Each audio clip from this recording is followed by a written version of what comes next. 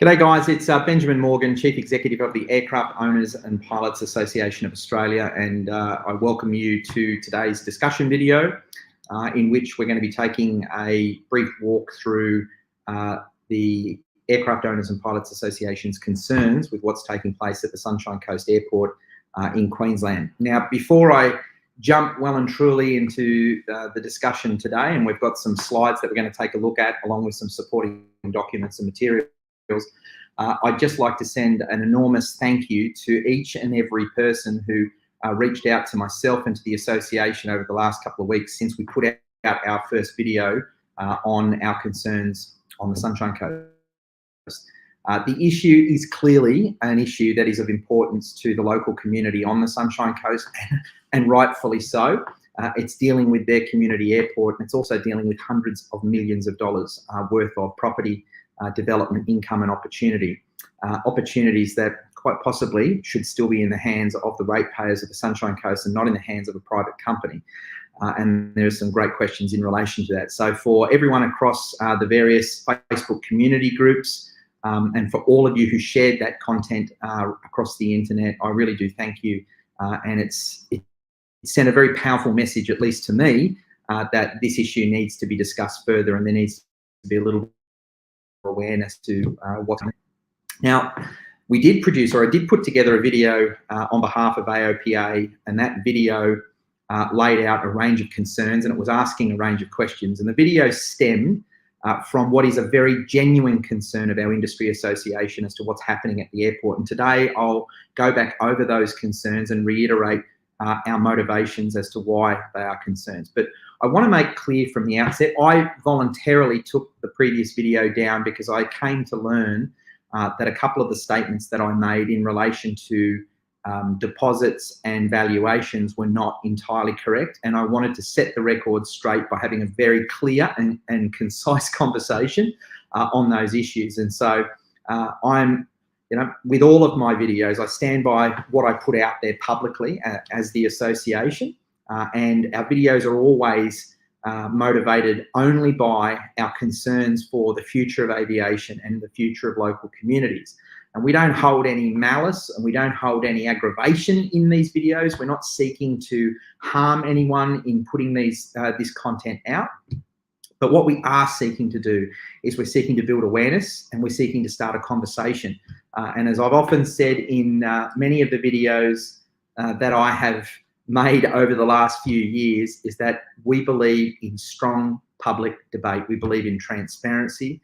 We believe that everybody in the local community and throughout the aviation industry deserves the right to know what is happening with these airports, because after all, these airports are public infrastructure, and without these airports, we don't have an aviation industry.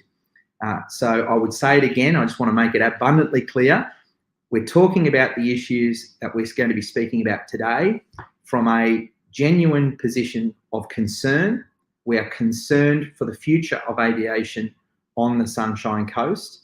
We're concerned for the ratepayers on the Sunshine Coast who own the aviation asset, and nothing that we're discussing comes from a position of malice, and we certainly don't hold any hatreds or anything else towards either the council or Palisades Investments, which own and operate the airport through the Sunshine Coast Airport Proprietary Limited. Right, now with all of that out of the way, I see that the comments are just starting to roll in now. Throughout the conversation today, if you do have a comment or a question, do feel free to post it into the comments. I will try, as I'm going through our discussion today, to put them up on screen, and if possible, I will answer them, or if not, I can at least provide a comment to them. But the situation that we have on the Sunshine Coast is not a unique situation here in Australia. It's one that's been playing out time and time again, as there has seemed to have been a real appetite and preference towards local councils privatising their community airports and putting them into the hands of commercial businesses. Now, the aviation industry's concern with that particular practice is that at just about every single location where an airport is privatised in Australia, we see it going into the hands of a private company, and that private company no longer needs to regard the interests of the community as their primary motivation. Now, this is a natural thing. This is a completely normal thing. We know this within the context of the ordinary economy. Businesses that are private businesses do not operate as a charity. They don't operate as a benevolent organisation. They operate as businesses, and their sole goal is to make money. And they will take over leases on public infrastructure or public assets, and the purpose of taking leases over those assets are to convert them into money-making opportunities. And the Sunshine Coast Airport is no different here. We have a private investment company called Palisade Investments. This is a company that have investments in other airports and in other public infrastructure assets such as ports and railways, and they take over those organisations by way of an operating lease. In the case of Sunshine Coast Airport, they've got a 99-year lease over the top of that asset, and they will run that asset and they will seek to explore every last opportunity that they can to turn that lease into hundreds of millions of dollars worth of income. And potentially, as we've also seen played out, if they can build up a substantive income within that lease, they will also at times look to sell the lease as a going concern, and they will seek a multiple of the earnings that the airport is generating and try and offsell it to someone else who might look at it and think that they can make even higher returns. And so this motivation to convert a public asset into a purely money-making enterprise has resulted in aviation businesses and services being displaced. And they're displaced because there is a sea of rising costs on these airports when they are privatised. Access to airports at privatised locations typically comes via a rental agreement to rent land and to rent a building. It is very rare in Australia at a privatised airport that any small to medium-sized business will ever have the opportunity to purchase the land that they build their facilities on and that they build their business and their future superannuations into. The best that they can get will be a long-term lease. Now, back when the assets were owned by the government or the local council, a long-term lease could be a lease upwards of 25 years. It could be longer. And it's not that rare. In fact, it was quite commonplace for councils, state and federal governments who are managing airports to give tenants long-term leases to encourage them to invest and to spend on those airport sites, build new facilities, invest in aircraft, invest in aviation technologies, aviation skills and trades, so that the capability of aviation across the nation was growing. But since privatisation, it's actually going the other direction. Privatisation has resulted now in a situation where the privatised airport owners will not let you build your own facilities. The vast majority of these privatised airport operators will want to build the facilities for you, and they will want to build the Taj Mahal. They want to build the most expensive buildings that they can because they want to lease you the most expensive leases that they can get out of you. It's all about the book value of the real estate. Everything they do is about increasing the book value. You know, it's kind of like their principal goal. That's what they have to do in order to make the asset worth more and to make the asset more attractive for a potential future buyout, and also to be able to demonstrate to their shareholders that they're increasing value by either the book value of the asset or by the cash returns that the asset is generating monthly, quarterly, half annually and annually. And so privatisation, I would like everybody who tunes into this video live and anyone that might tune into the video afterwards. The Aircraft Owners and Pilots Association regards privatisation as one of the most devastating things that could have ever happened to our national aviation industry. It has caused more harm and it has caused more damage to the very fabric of the aviation economy than anything previously in the history of modern civil aviation. It has been as I've often labelled it, it has been a science experiment that has gone woefully wrong. We have thrust one of the most fragile national industries that operates on some of the lowest and thinnest margins of any industry sector, period. We've thrust them into the hands of property developers who have an insatiable appetite for more. And whether we look at Bankstown, whether we look at Moorabbin, whether we look at Parafield, whether we look at any privatised airport, and I say this clearly, it does not matter which privatised airport you look at. Every single privatised airport has done exactly the same. Now, interestingly, they're all members of the Airports Association.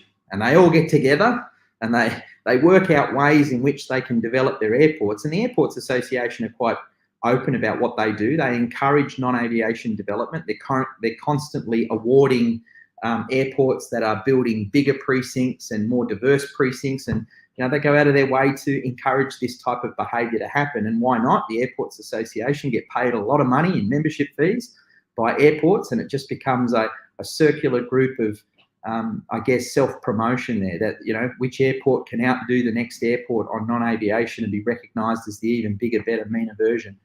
And it's a crazy situation. And of course, the Airports Association and the airports together lobby the federal government, and they lobby state governments, and they also lobby local governments and encourage more and more of these airports to follow suit. Why? If they're all doing it, bands that stick together stay together. So it's a horrible outcome for the aviation industry, and it's actually gotten so bad in Australia that around about 2 years ago, the airline industry itself, now you've got to understand something, the airline industry, pretty conservative industry.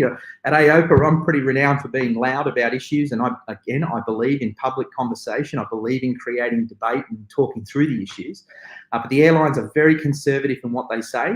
Airlines are typically stock market listed companies, and they're trading shares, so they don't like going out making too many statements, and they keep things nice and clean. But the airlines started breaking ranks, and they started publicly complaining about the vast rip-offs that were taking place at airport locations across the country, where airports were in their words, gouging them on fees and charges to such a point that it was then having to be passed on to consumers, making airfares less competitive, less affordable. And I often say to my colleagues in the aviation industry, when it's bad enough that the major airlines are becoming vocal on the issue, the situation is arriving at breaking point. And that situation ended up becoming a catalyst for the Airlines of Australia New Zealand industry body, the AANZ, to be formed. And they brought in the past ACCC chair, Graham Samuels, to head up that group.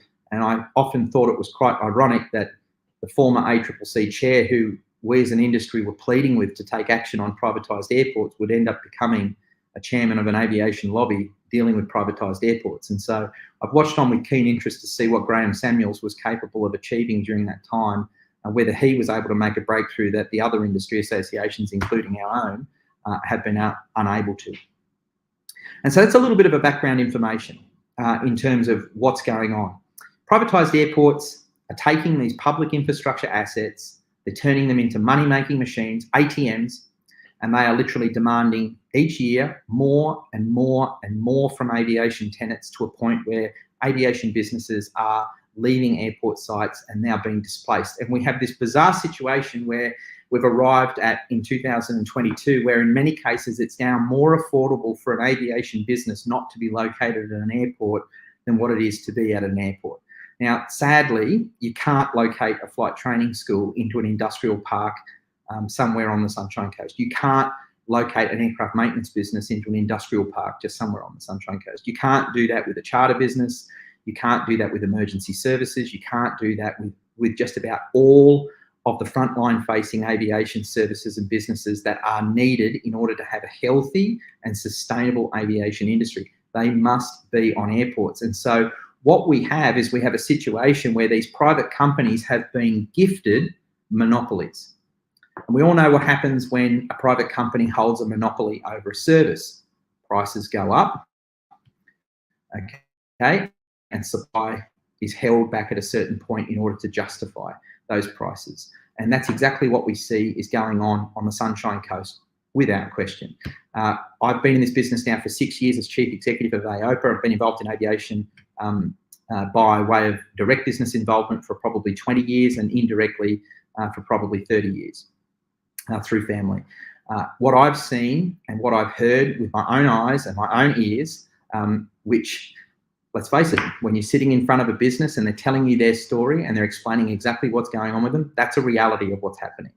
The airports are saying that they're fostering aviation and that they're investing in aviation and that they're improving their airport sites and that aviation has never had it better. Yet, when you go and talk to aviation businesses, when you sit with them and you ask them the direct questions and you listen to their responses, it's clear that small to medium-sized general aviation has never had it worse. Now, on the Sunshine Coast, There are businesses there that have been desperately trying to get leases for new facilities, to expand their businesses and to increase their opportunities, and they simply can't get it. The airport has played games with them. The airport has made every excuse that there is to be made about the issues. These businesses are being locked out. Meanwhile, these privatised airports are opening up new non-aviation industrial parks and commercial parks and are announcing multi-million-dollar opportunities to bring non-aviation businesses onto the airports. And so it's only natural that an organisation like Aopa Australia would eventually become involved in this debate, and we would start looking at it and start saying, what the hell's going on here? How did we have a public community asset on the Sunshine Coast owned by the ratepayers, thrust into the hands of a private company, and then in short succession, in the hands of that private company, end up in an outcome where aviation businesses are leaving, and aviation businesses can't get access to aviation land. Aviation businesses can't even get a direct conversation with the management of the airport and get answers from the management of the airport. Never-ending delays, never-ending excuses, never-ending nothings. How did we get to this point? So I started looking into this issue, and I started talking to aviation businesses to say what exactly is happening. And a lot of people were expressing sincere concern over a multitude of issues, including how the airport came to be privatised, how the airport transaction took place, how much money was even paid for the airport, keeping in perspective that many of the local businesses that are at the airport, they're also locals in the community. They live on the Sunshine Coast. They're ratepayers too. And so they naturally have a direct interest in these issues. So that led us on a journey which created that video that went right across Facebook and has gained such attention and such responses from everybody. And I hope what I've just given you there, that brief discussion on our concerns around privatised airports, has given you some background as to why this issue now is of such an interest to our association. Now, our background into the story is that the Sunshine Coast Council put forward a recommendation that was accepted in 2017 that the airport be privatised and that a 99-year lease be formed with Palisade Investments. And that lease was sold to Palisades for $82 million for a 99-year lease. And I guess if you look at it and you say, well, they paid $82 million for a 99-year lease, that's got to be good value. I don't know whether it's good value or not. I wasn't part of that negotiation process, but it was $82 million. And at the time, there was not $82 million paid. There was roughly $60 million paid. And so they did not pay the full purchase price at the time. There was an agreement to allow them to pay part of the price with a balance owing. So 80 odd million, 60 million down, a $20 million deficit left owing. In behind that, there was an agreement for approximately $280 million to be paid by the airport leaseholder for the new runway, the new international runway, the runway in which the community was promised if you build the runway, the airport is going to suddenly have airlines flying international services, and it was going to overnight increase the value of the airport tremendously. And so the airport agreed to pay $280 million, I believe, for the runway. And so with $20 million outstanding, $280 million for the runway, there's a payment of approximately $300 million, which has fallen due sometime in the next week, sometime in the next 15 days, for that $300 million. Now, it's not that the council had negotiated a deal from what I have been able to obtain via information, and I understand that the contract for the sale of the airport has never been released publicly to the ratepayers. No one has ever been able to see the terms and conditions and the details as to what has taken place with that transaction. And so what I've been able to learn through reading the various media reports that have been written on the airport over the years is that the council agreed to fund the new runway development. And it is understood that the council has had to put up that money. There may have been some state and federal grants provided to assist in making that happen, but the council has been responsible for funding the new runway development. and the new owners were given an opportunity to just set a fixed price from the outset. And so for ratepayers, the real concern is, what is the final accounting for the cost of building this new runway? Were there construction delays? Were there construction overruns? Were there budget overruns? Did the project come in on budget, or did the project come in substantially over budget? And I believe that they are all extremely valid questions that do require a transparent answer.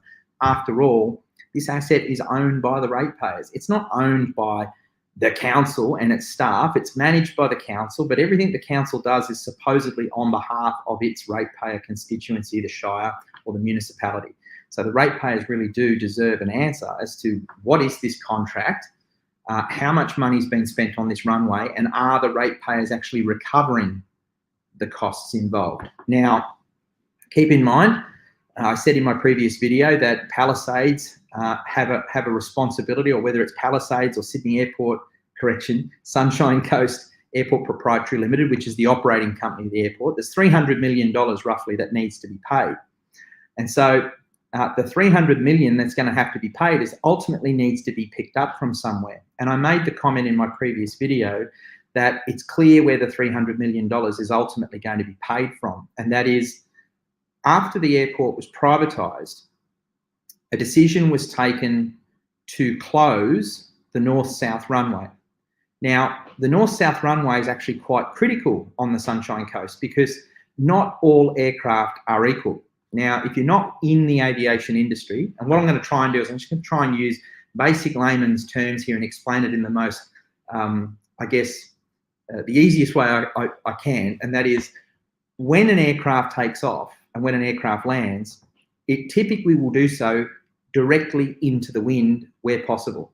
And the reason for that is, if we take off with the wind behind us, it pushes us along further and we need longer takeoff runs.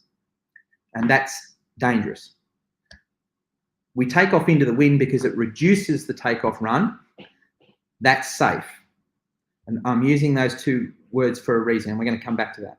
So the prevailing wind on the Sunshine Coast is your northeast and your southeasterlies. Anything on the eastern seaboard. I'm a great sailor, love yacht racing and sailing, and I've spent a bit of time sailing up and down the coast there. And as sailors, we plan for the nor'easter, or we plan for the southerlies. And so when the airport was originally constructed, it was built with a primary runway that is north-south. That's because the prevailing winds are in that direction, and it is safest for aircraft to land into the wind at all times. There was a cross runway installed that facilitated a strip during extreme crosswinds for some of the aircraft, but the main primary runway was built to the north-south alignment to provide the safest possible approach and landing and takeoff departure as possible. Now, the new runway, which has been put in, is a runway that runs out to the northwest and out to the southeast. That runway alignment means that for the majority of operations, aircraft are landing with what's called a crosswind, wind that does not come down the center of the runway, but comes from either side of the runway. Now, if you're a Boeing 737 or you're an Airbus A320 that Jetstar operate, or a 737 that Qantas and Virgin operate, these crosswinds are typically not so much of an issue because the aircraft is a large aeroplane with a very tall vertical stabilizer and a rudder, and the aircraft are reasonably powerful in their flight controls. Those aircraft can handle a much higher amount of crosswind component during their approach or during their takeoff. And what that's to do with is, in aviation, we take into consider the crosswind because at a certain amount of wind from the left or the right, the aircraft eventually arrives at a point where you don't have control of the rudder. You physically cannot maintain directional control of the aeroplane, which means to keep it straight down the runway.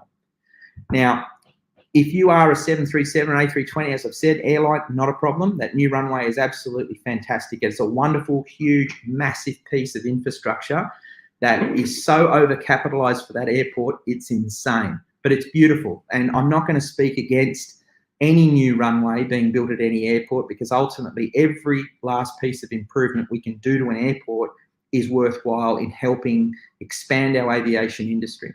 But in this particular case, this new runway was never built to accommodate small to medium-sized general aviation aircraft or smaller charter aircraft, and even some of the smaller light jets, which are quite commonplace on the Sunshine Coast.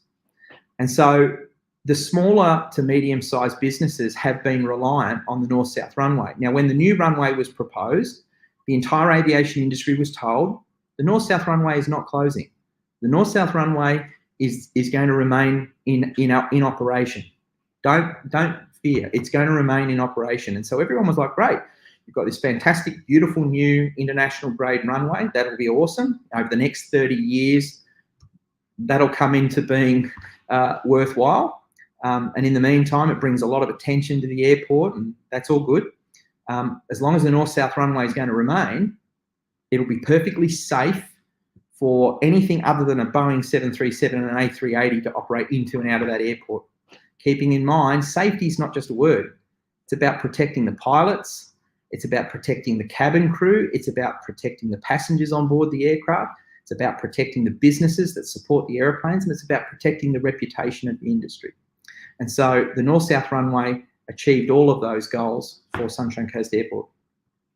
Now, not long after privatisation and the airport, new airport runways going into construction and nearing completion, it starts to be ventilated that the north-south runway is going to be closed.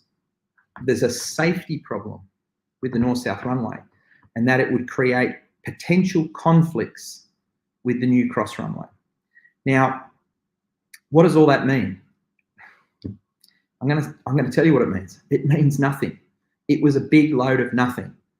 What it was it was now becoming visible that the long-term plan on the Sunshine Coast at the airport was becoming apparent. And what do I mean by that? There is very few safety consultants in this aviation industry that would tell you that if you had the choice between landing into wind and landing with a crosswind, that the crosswind would be safer.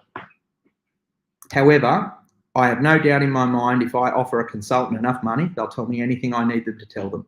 And that's the joke of seeking advice from consultants. They'll all put on the face and the veneer of being very respectable organisations, but ultimately they write reports for who pays the bills. And that's the truth. And I have come up against this professionally as an advocate for aviation all too many times. I have seen consultants just pull some of the craziest stunts, and you just think to yourself, they obviously got paid a handsome amount of money and they're prepared to stand by their comments because they're looking after their client. But the truth is that you can put 3 consultants in a room and you'll get 3 completely different answers. And so the idea that the north-south runway posed a safety risk is just patently absurd, because if you actually go and you pull out the URSA, the en route supplement, which is a book in aviation that, again, I'm going to speak in layman's terms. It's a really thick book.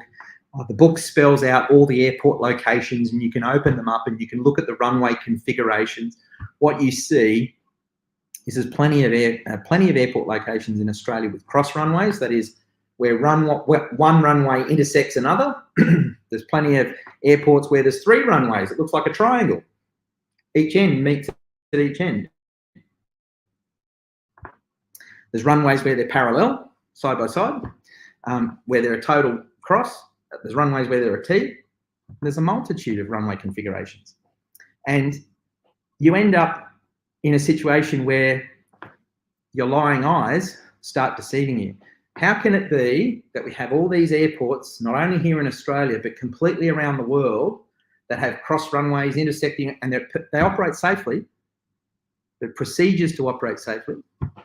None of it's new. They don't need to invent the wheel again. It's done. It's what we do in aviation. We're professionals.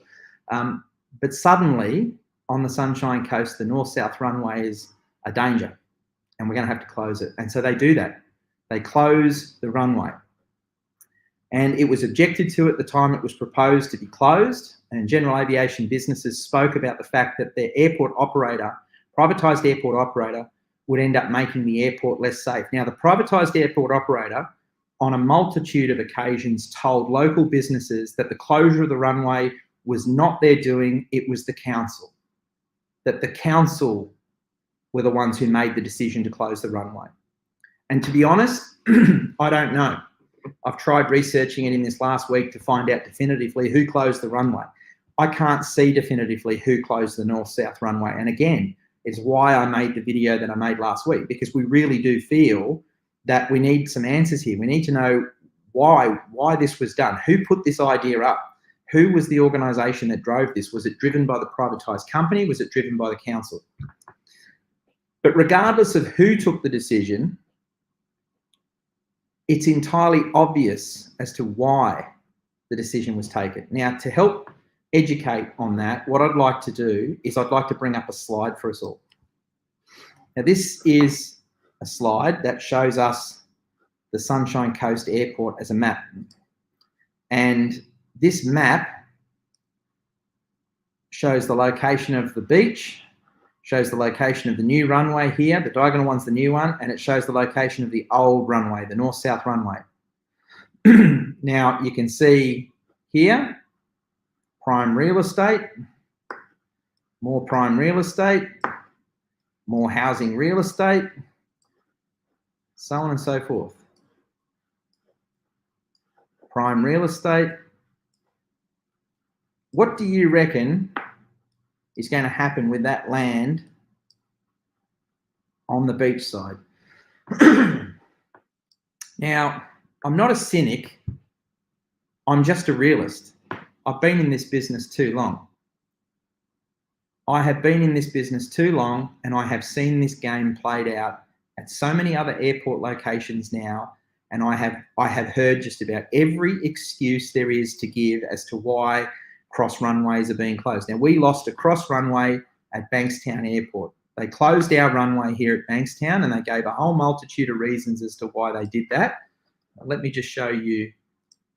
Let me just show you Bankstown Airport, because it's a great way to demonstrate.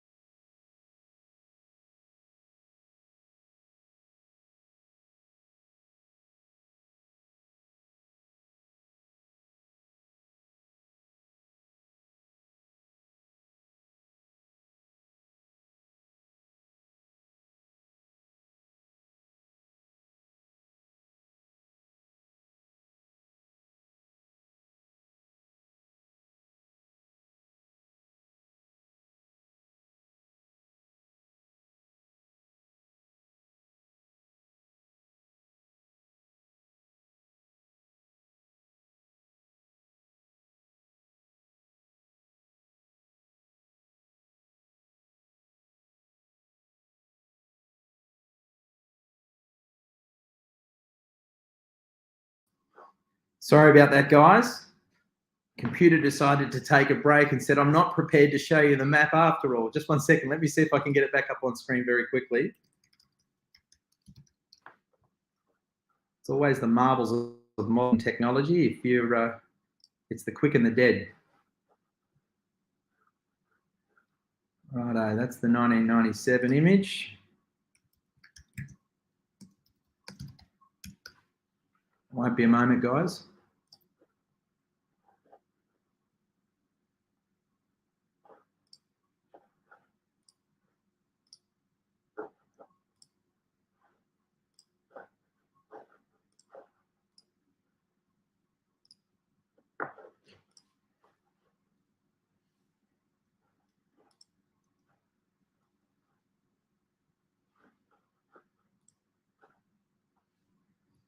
Okay, Let's see if I can get this working for everybody.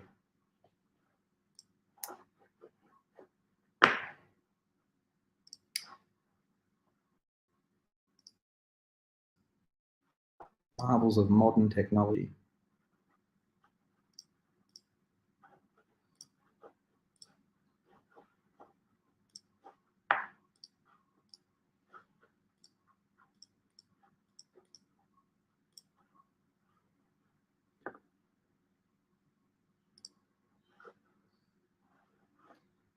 Okay, so this is an image of Bankstown Airport, which hopefully you can now all see. And this is taken in 1997. Airports were privatised in 1996. And you can see the three main runways here, and this is the cross runway. It was the only cross runway available in the Sydney Basin for student pilots and young people who are learning to fly, that should the prevailing winds suddenly turn, you would have a location to which you would be able to land your aircraft safely without safety risk to the pilots. Now, fast forward to 2022, and this is Bankstown Airport now, and do you notice this thumping great big non-aviation development located on the southern side of the airfield? And can you see where the cross runway ran into the middle of it?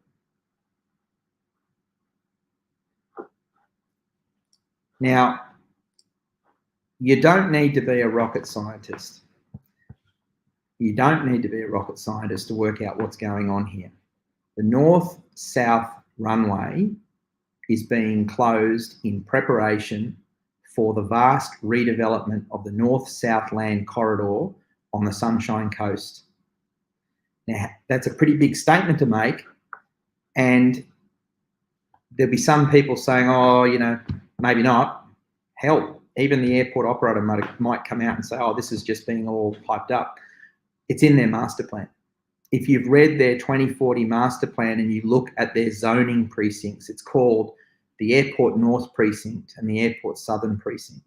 And they have already earmarked that all of that land is going to be converted. Now, that land space by volume of size is worth hundreds of millions of dollars, if not over $1 billion worth of developable land. That's $1 billion of ratepayers' asset that will be converted and turned into real money that will go into the hands of this private company, Palisades, and its operating business, Sydney Sunshine Coast Airport Proprietary Limited. And so that's what's going on with the north-south runway, which is why I've made the statements that I've made, which is the north-south runway should be immediately reopened. There is absolutely no safety case whatsoever preventing that from happening. The only thing preventing it from happening is approximately $1 billion worth of property real estate that the airport does not want put at risk by having a runway being actively used by the aviation community. They needed it closed as fast as possible. They needed it closed as early as possible in order to ensure that the claim by the aviation industry for the use of that runway could be put away and could no longer be challenged. And so when local businesses came out over this past week and said, we need that north-south runway, they're being incredibly legitimate. There is a strong safety case that the new international runway is not safe for smaller general aviation aeroplanes. And in a presentation that the airport themselves gave operators, they noted that the new runway was built taking into consideration the higher performance aircraft, and that it was fit. What it didn't take into consideration are the lower performance aeroplanes that make up the vast majority of activities at the Sunshine Coast Airport. Now, will the airport reactivate the runway? I don't know. I can't answer that question. But should the airport reactivate the runway? Why should ratepayers and why should the community owners of this airport be concerned? Well, there are a couple of reasons as to why I feel the community should be concerned. And the first one is, what is going to happen to aviation skills, trades and employment on the Sunshine Coast if all of your small to medium-sized aviation is pushed eventually off the airport site? Sure, there'll be jobs available for baggage handlers, There'll be plenty of jobs available for ground support staff by way of marshalling staff and anyone else that's required in the terminal. But what about all the really highly skilled trades and opportunities for aircraft engineering and support? All of the skilled flying roles and flying support roles for emergency service operators and all the jet charter operators and the turboprop operators from the airport site. What about all the business professionals, all the administration staff and support that those businesses also require? All of it's going to evaporate, and the local community is going to be left with this behemoth commercial airline hub that will do absolutely nothing outside of providing the airlines with an opportunity to dump people in and pick people up. Keeping in perspective that it remains my firm view that the Sunshine Coast Airport will never become a major airport in itself. It's just too close in proximity to the other airports, and it's likely that it'll just continue to be a feeder airport, and it will never become a big freight distribution airport. It'll never become a major international passenger airport. It'll just be a small commercial airport with the airline servicing infrequent operations. I mean, you're not, from what I understand and from what I've looked at, and I'm happy to be stood corrected, but I don't believe that the airlines are operating such a frequency there that the flights are happening, several times throughout the day. It's rather, one or two flights that you can get in and out of the airport location. Add to that, and I've tried doing this myself in flying up to the airport location commercially, is that airfares are typically quite expensive to operate out of the airport because of the infrequency and the lack of volumes traveling at that location. And in the airline business, it's all about load factors. It's all about filling the aircraft. And the airlines will only make a substantial investment in additional aircraft and flights if you can fill them. And so there's still, I believe that the airport's forecast for passenger traffic and cargo traffic are incredibly optimistic. And I am doubtful whether they will achieve those results. And I do question how much money's been spent on infrastructure there, given that if they don't get close to those optimistic estimates, then everything less than that is really quite an unspectacular achievement. So the North-South Runway has the opportunity for the Sunshine Coast to support real aviation. It has the opportunity to support the growth in small to medium-sized aviation and to ensure it can be done safely. But more importantly, the North-South Runway will protect the Sunshine Coast from seeing that entire north-south corridor overdeveloped into another high-density residential or high-density commercial industrial precinct, which would introduce trucks and heavy freight and other congestions to the local community, because that is exactly what's going to happen. I showed you a map a second ago of what's taken place at Bankstown Airport, and already the road traffic in and around the airport is now starting to increase to such a point that it's no longer easy getting in and out of the site every day. And so these are the realities of what these privatised airports, the companies, private businesses, for profit, are doing at these privatised sites. Now, why would Palisades want to do this investment? I said at the outset, Palisades are a private company. I do not begrudge the Palisades board of directors and management for doing what they're doing. They've been handed this opportunity by the council. They would be fools if they do not do every last thing within their power to recapitalise that airport and turn it into the largest non-aviation property development opportunity within their entire portfolio. That's what professional property development companies do. And if they don't do that, their shareholders would be ripping them apart saying, you're incompetent. The fundamental motivation, though, for Palisades to do this, it can be found when you look into what is the ownership composition of Palisades. And when you start looking into Palisades, what you find is Palisades is a organisation which is a consortium, in effect, of superannuation funds. And in the case of Palisades, they have the Local Government Industry Queensland Association Queensland super fund. They have a Victorian super fund, and I think there's a few others involved in it. And so you have this incredible situation now on the Sunshine Coast, which I covered in the video, and I raised some questions about, because frankly, I'm at a loss as to how this has happened. You had the Sunshine Coast Council, whose staff are members of the Local Government Industry Association Queensland Super Fund. You had the council and its corporate services support a proposal to the councillors to privatise the airport to a company called Palisades, who has a substantial shareholding of Palisades owned by the super fund that the council staff members are beneficiaries to. Now, what is that? Seriously, I mean, what is that? That you can have a situation where the local council corporate staff are beneficiaries of a super fund that own a chunk of the privatised company that owns the lease of the airport. The very airport which sits in your backyard, and the very company that then has to come to the council in seeking the council to review its development applications in order to redevelop the site. Now, I'm not a lawyer. I'm a guy representing the aircraft owners and pilots in Australia. I'm doing my best to do that. But I don't know what you call this. I don't know how this could ever have happened. Now, I did do some looking into this. I tried to understand, was the local Government Industry Association or Queensland Local Government Industry Association super fund, were they a stakeholder in Palisades at the time the airport was put forward for privatisation? I can't answer that because I don't know. There are two possible outcomes here.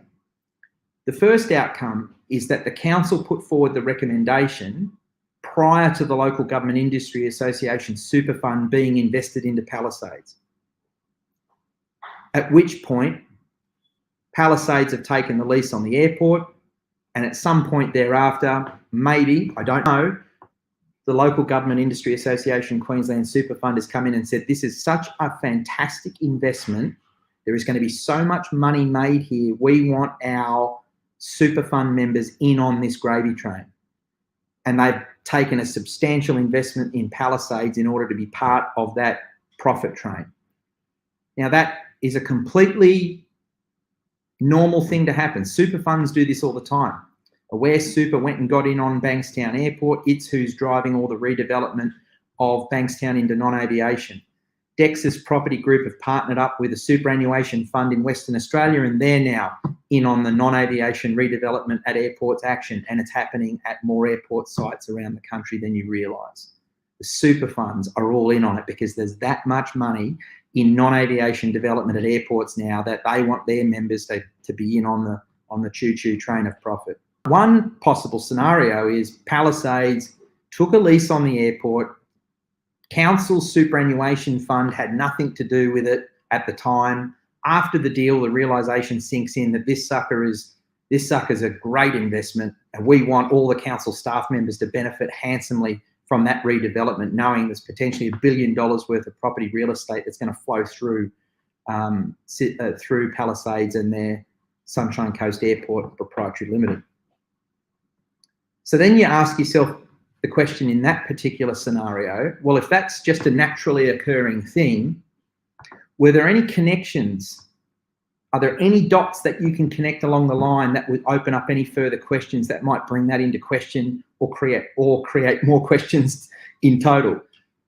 And what I learned that the local mayor of the Sunshine Coast Council, shortly after the airport was privatised, became a representative of the Local Government Industry Super Fund, if I have it correct. Now, when I learned that, I thought that can't be right. But it is correct. The local mayor is a significant representative of the Local Government Industry Association and their super fund. And I think that has created some incredible questions that the ratepayers on the Sunshine Coast desperately need answered. How did the super fund come to be invested into Palisades? Was Palisades already on their investment horizon? Was the Local Government Industry Association super fund already looking at airports? Or did the investment occur after the local mayor became a significant representative of their organisation? I don't think it's improper to ask that question. I don't believe it's in any way out of line to question that relationship if it existed. And I think that it really is incumbent on the mayor and it's incumbent on the council to bring forward some explanations in relation to all of that and to clear the air as to how did the super fund come to be invested at the airport. And if in fact it turns out that the mayor was involved in recommending it as a representative, then I think that that's got some interesting questions about it as well, in that his involvement through the whole process, you know, what role did he play in helping promote this transaction? Now, that's one possible scenario. I make absolutely clear, we have no clue as to what the truth of the situation is. We just don't know. And I'm simply asking a question. I'm not stating this happened in any way. I'm asking that question, and I'm simply saying, if that was the case, did it turn out that there was a connection there? That's something that I think is of a significant public interest. It really should be explored.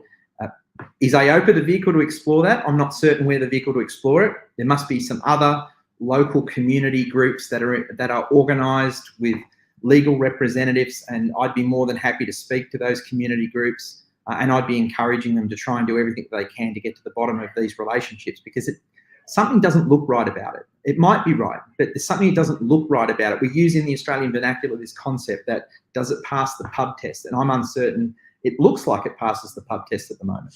And so some answers there would help. Now, that was one scenario. The second scenario could be, again, it's completely hypothetical. It could have been that the Local Government Industry Association was in fact already invested into Palisades prior to the transaction going through.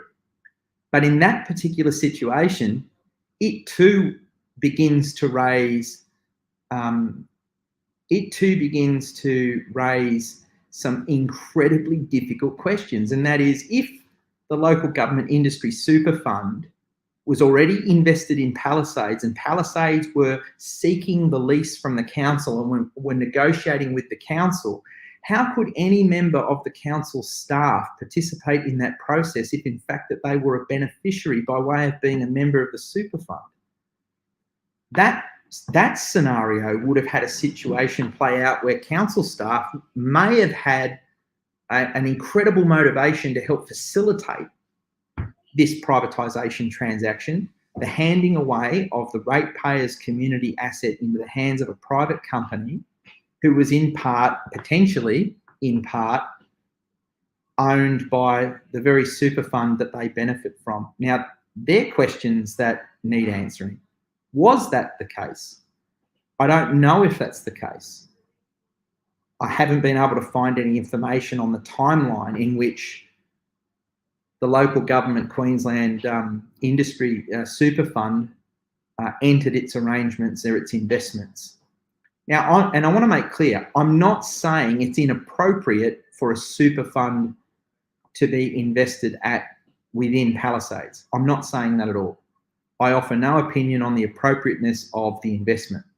I'm simply questioning what is clearly a matter of public interest and what the ratepayers' concerns would be with respect to the governance and the probity of such a transaction in which there may have been unavoidable conflicts of interest that should have precluded the council from reviewing the application itself. What do I mean by that? In such a situation where the council could potentially have been wholesalely conflicted, it may have been more beneficial for the council to have pushed the entire issue up to the state and had the state assess the entire project rather than the council be involved itself. But again, it's a hypothetical. We're asking the what if, because we don't know. We actually don't know. And again, the contract of sale has never been made public. The council has been incredibly cagey on what it has said publicly to its local community on the transaction. Sometimes that in itself speaks volumes. And I, as a local community member, I'd certainly be encouraging anyone to get out there and to start asking some pretty hard-hitting questions, and for community groups to start considering lodging serious FOI applications to delve into the background of it. Now, So I've covered our industry's concerns with privatisation and the devastating impacts that's having on our aviation industry and the destruction it's causing to airport assets nationwide. When we lose an airport, we never get them back. History has shown us as soon as they're developed into non-aviation estates and parks, they never ever return to being an airport. Right now, the Sunshine Coast has this wonderful airport asset that is also serving to protect a large swath of land along the north-south corridor from development. Having the north-south runway there is stopping the overdevelopment of your coastal reaches and is at least creating land space that can be land managed, open environment rather than dense urban environment or urban industrial commercial environments. And I think that as a society, we're starting to understand that not overdeveloping our coastal fringes is something that we actually should be seeking to achieve, not encouraging. The north-south runway was providing an enormous amount of safety for the aviation industry, and by way of its closure, it's created an enormous unsafe outcome for smaller operators. I've covered how privatised airports are displacing businesses and forcing small to medium-sized companies out of business in areas such as the Sunshine Coast. I've detailed to you how the privatised company has sought to ignore the pleas of local businesses for space to build facilities, have left local aviation businesses chasing now for years to get answers on new leases so that they can expand and put new aircraft on the Sunshine Coast and bring new staff opportunities to the Sunshine Coast. Those businesses today have no answers.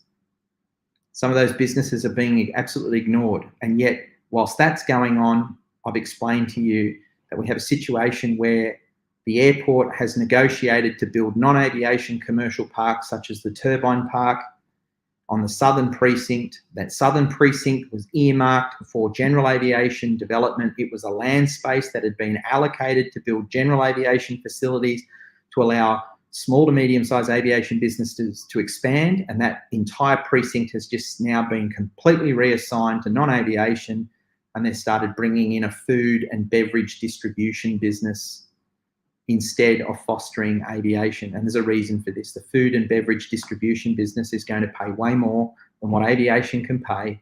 And the privatised company ultimately only looks at the dollars. It does not care about the impact on the aviation industry one iota. It just doesn't enter their sphere of understanding.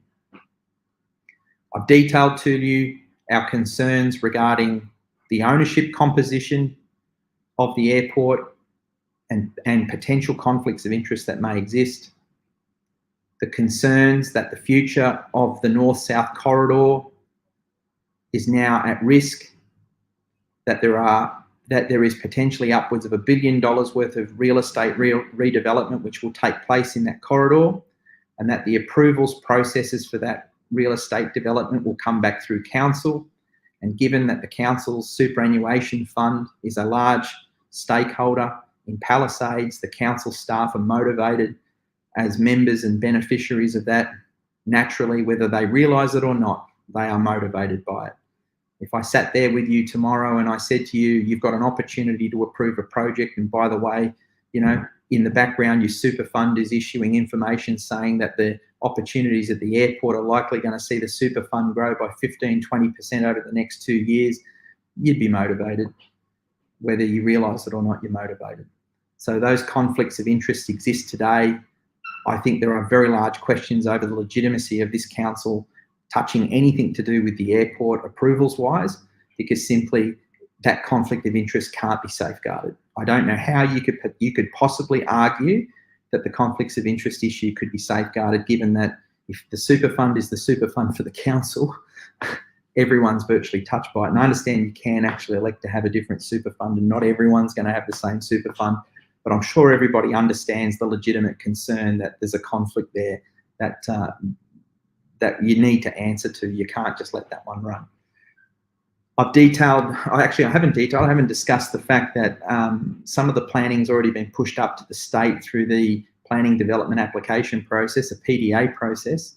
And by consequence of the council not undertaking planning through the council and pushing them to the state, it means that the local community don't get the same say in what's taking place at the site. So effectively, these conflicts of interest may serve ultimately to undermine the local community's ability to interact on this issue and even have its say. And it may be that further developments take place where the community are unable to stop it, even if it's completely in contradiction to the ideals of community.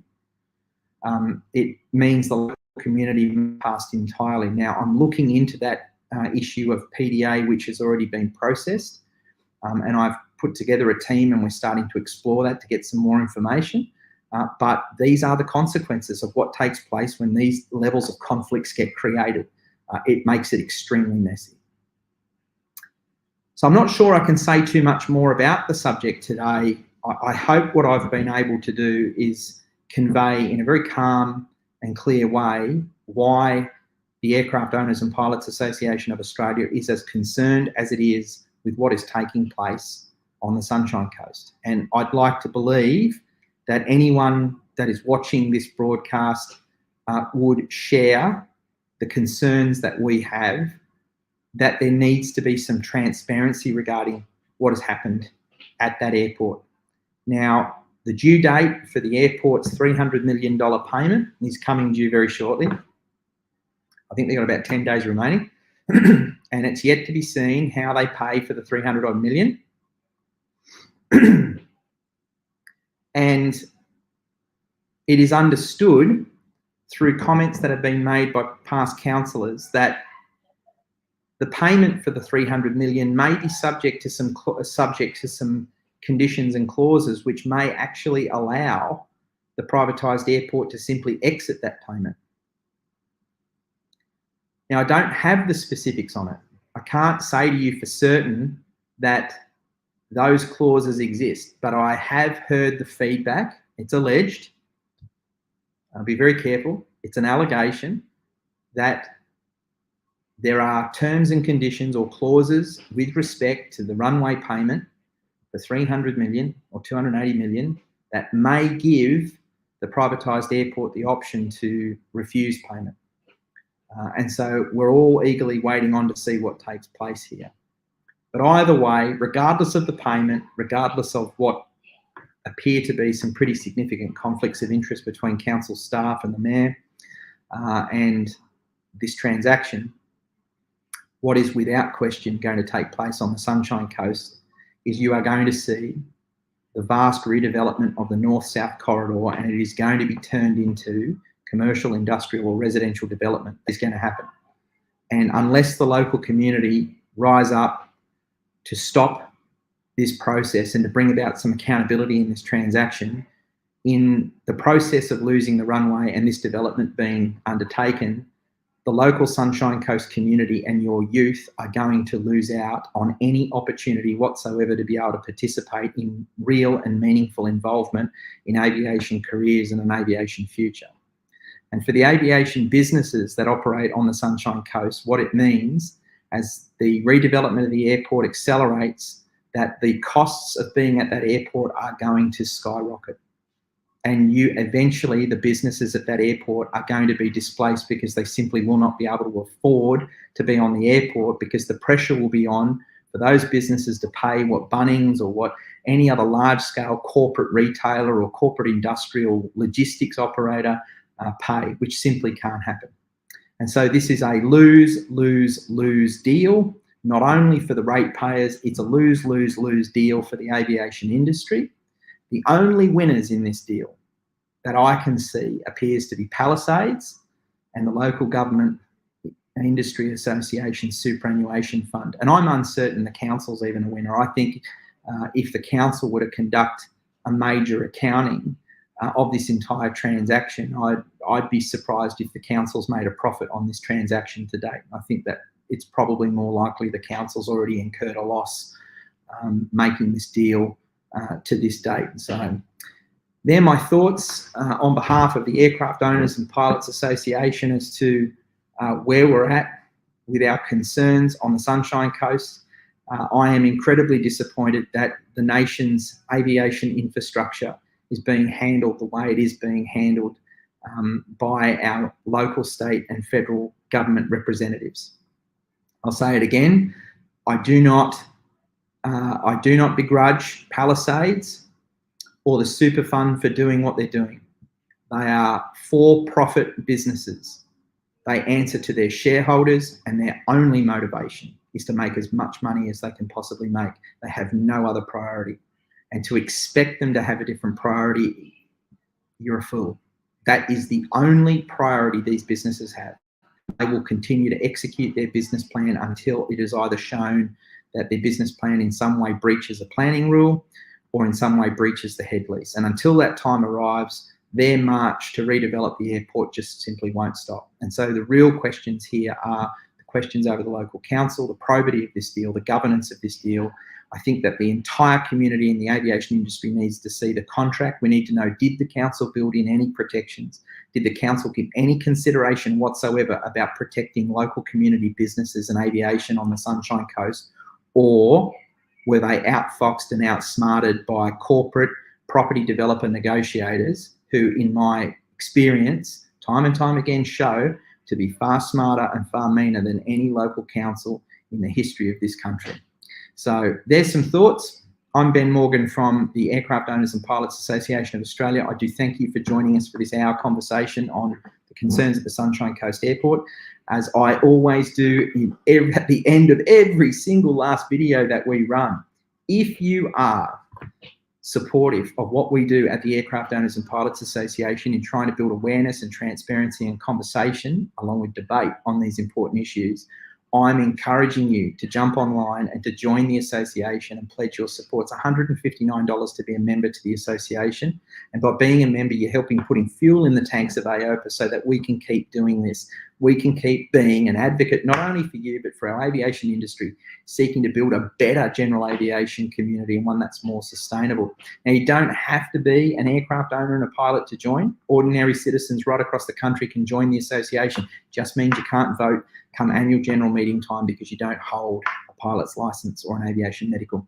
And I do encourage you, if you're members on the Sunshine Coast community and you appreciate Aopa starting this discussion and opening the debate, jump on board. You too can join the association and kick the wheels a little bit and help things along, and we very much would appreciate your participation. So thank you again, everybody, for tuning in. If you do have questions, queries, or otherwise, and you'd like to raise an issue directly with me, you can send me an email on screen, ben.morgan@aopa.com.au. More than happy to take any inquiry and have a conversation on anything relating to our airports, our aviation industry, flying, so on and so forth. So thank you so much, guys.